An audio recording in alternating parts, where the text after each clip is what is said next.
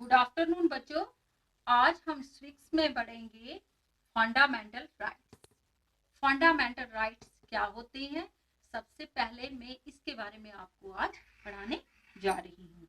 तो सबसे पहले मैं आपको बताऊंगी बच्चों कि हमारी जो गवर्नमेंट है ये डेमोक्रेटिक गवर्नमेंट है। तो डेमोक्रेटिक क्या होती है? डेमोक्रेटिक होती है वो गवर्नमेंट जहाँ पे सब लोगों को बराबर के हक दिए जाते हैं। हमारी जो इंडिया है ये एक डेमोक्रेटिक कंट्री है और हर हिंदुस्तानी को, हर सिटीजन को इक्वल पॉलिटिकल राइट्स दिए जाते हैं। और जो हमारी जो गवर्नमेंट है इसमें जो लोग हैं ये गवर्नमेंट लोगों की भलाई के लिए और लोगों के लिए ही, यानी कि लोगों की भलाई के लिए और लोगों के थ्रू ही ये बनाई जाती है।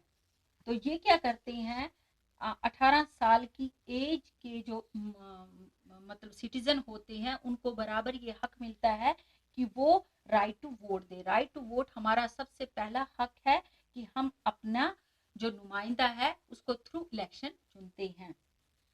तो ये हक जो है ये हमें डेमोक्रेटिक कंट्री में ही मिलता है कि हम अपना रिप्रेजेंटेटिव चुने।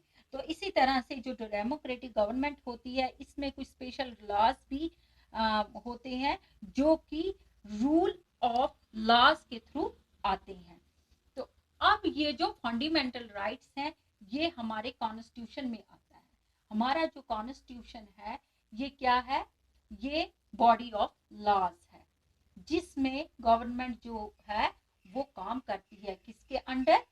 बॉडी ऑफ लॉज के अकॉर्डिंग वो काम करती है, यानी इसमें कानून बनाए जाते हैं और उसी के थ्रू हमारी गवर्नमेंट जो है वो काम करती है।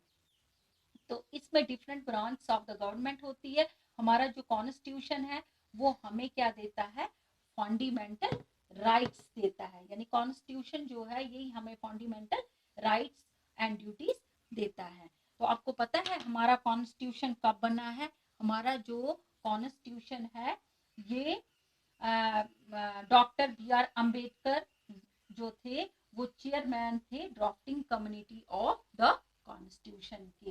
तो हमारा जो ये कॉन्स्टिट्यूशन था ये कंप्लीट हुआ था 26 नवंबर 1949 में और ये कॉन्स्टिट्यूशन कब फोर्स में आया था? 26 जनवरी 1950 में। तो उसी के अंडर हमारे ये फंडामेंटल राइट्स आते हैं। अब ये जो फंडामेंटल राइट्स जो हैं ये क्या होते हैं? अब बच्चों आपको मैं बताऊंगी कि हमारा जो कॉन्स्टिट्यूशन बना था उसमें हमें कुछ फंडामेंटल राइट्स दिए गए थे।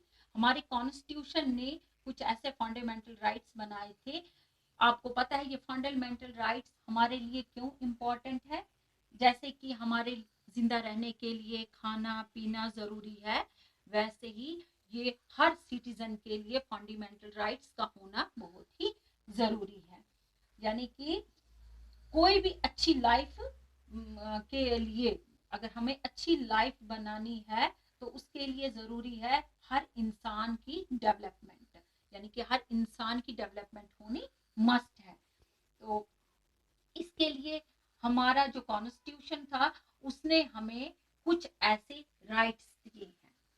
फंडामेंटल राइट्स के अंडर हमें कुछ, हमारे कॉन्स्टिट्यूशन ने हमें कुछ ऐसे राइट्स दिए हैं जो कि अच्छी लाइफ और इंडिविजुअल की डेवलपमेंट के लिए बहुत ही जरूरी है। इंडिविजुअल हो गया एवरी पर्सन। तो यहाँ पे वो राइट्स क्या है? सबसे पहले यहाँ पे पहला राइट है राइट टू इक्वलिटी। मैं आपको पहले सारे ही राइट्स पढ़ाऊंगी फिर उसके बाद में वन बाय वन आपको एक्सप्लेन करूंगी कि ये क्या होते हैं। तो पहला हम पढ़ते हैं right to equality, right to freedom, right against exploitation, right to freedom of religion, cultural and educational rights, right to constitutional remedies. तो ये हमारे जो 6 राइट्स हैं ये हमें किसके थ्रू मिलते हैं? फंडामेंटल राइट्स के थ्रू। अब हम पढ़ते हैं पहला right, right to equality. Right to equality means सबको बराबर का हक। राइट टू इक्वलिटी मीन सबको बराबर का हक। The right to equality as given under article 14 to 18 of the constitution means equality before law। यानी कि जो आर्टिकल है हमारा 14 टू 18 आर्टिकल के बीच में बताया गया है हमारे कॉन्स्टिट्यूशन में कि हर किसी को मतलब जो कानून है, कानून में बराबर के हक मिलने चाहिए, चाहे वो अमीर हो, गरीब हो, छोटा हो, बड़ा हो, तो कानून में उनको सबको बराबर का हक मिलना चाहिए। राइट मीन्स हक। No citizen can be discriminated against the other in the name of religion, caste, creed, color and sex. All the citizens are equal before law। जितने भी citizens हैं, जितने भी बाशिंदे हैं, रहने वाले जितने भी मुल्क के बाशिंदे हैं, यानी सिटीजन्स बोलते हैं मुल्क में रहने वाले लोग हम कहेंगे, तो उन सब को किसी भी किस्म का कोई भी फर्क नहीं होना चाहिए, उनके साथ किसी भी किस्म का कोई भेदभावना नहीं रखनी है, सबको एक ही हक मिलना चाहिए, चाहे वो किसी मजहब का हो, हिंदू हो, मुस्लिम हो, सिख हो, ईसाई हो, तो उनको एक ही जैसा हक मिलना चाहिए, चाहे वो किसी जात का हो, चाहे वो किसी भी कलर का हो, कलर मीन्स कोई भी मजहब हो, चाहे वो किसी धर्म का हो, किसी मजहब का हो, चाहे वो मर्द हो, औरत हो, तो इन चीजों के ऊपर यानी कि इनके हिसाब से उनके साथ किसी भी किस्म की कोई इनइक्वलिटी नहीं होनी चाहिए। तो और जितने भी सिटीजन्स हैं उन सबको एक समानता, एक बराबर हक मिलना चाहिए। तो ये हमारे फंडामेंटल राइट्स का सबसे पहला राइट है। अब हम पढ़ते हैं इसका सेकंड पार्ट है राइट टू फ्रीडम, यानी कि आजादी का हक।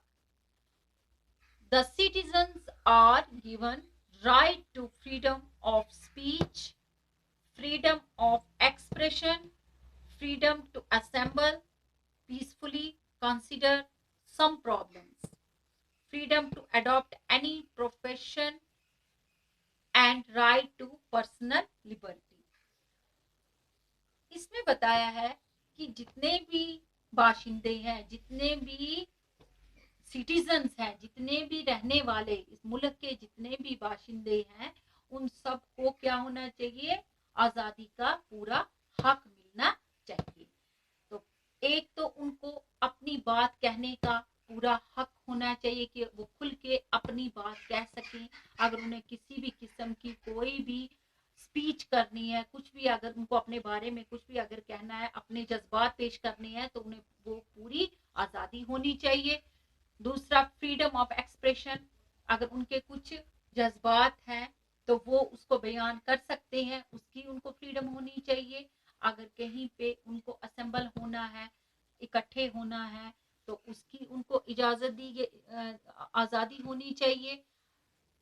पीसफुली यानी कि बिना किसी लड़ाई झगड़े के, और यानी कि कहीं भी वो असेंबल हो सकते हैं, इतनी उनको आजादी है कि अपनी बात कहने के लिए बिना किसी लड़ाई झगड़े के वो अपनी प्रॉब्लम्स को कह सकते हैं विदाउट एनी वायलेंस। ठीक है। Freedom to adopt any profession, और उन्हें ये भी आजादी होनी चाहिए कि वो अपनी मनपसंद का कोई भी प्रोफेशन चूज कर सकें, जो भी उनका मन करे प्रोफेशन करने का, काम करने का, उसमें उन्हें किसी किस्म की रोक टोक नहीं होनी चाहिए।